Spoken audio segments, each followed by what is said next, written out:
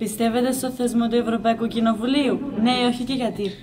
Και βέβαια πιστεύω στο θεσμό του Ευρωπαϊκού Κοινοβουλίου, διότι μέσα από αυτόν τον θεσμό οι πολίτες του κράτους μας μπορούν να δώσουν τη δική τους γνώμη, ώστε να πάρει μια ουσιαστική απόφαση το Ευρωκοινοβούλιο, να λάβει υπόψη τις γνώσεις των πολιτών μας και με αυτόν τον τρόπο να καθορίσει πολλές αποφάσεις οι οποίες θα αποβούν σωστές, ώστε να προχωρήσουμε μπροστά ως κοινωνία και να βγούμε από την οικονομική κρίση, από τα προβλήματα που παρουσιάζουμε κοινωνικά.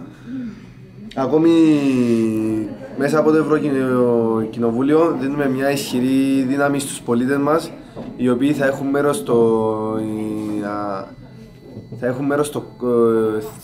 ως δύναμη μαζί με το κράτος και θα μπορούν να καθορίσουν μερικές αποφάσεις οι οποίες θα βοηθήσουν τον τόπο αυτό.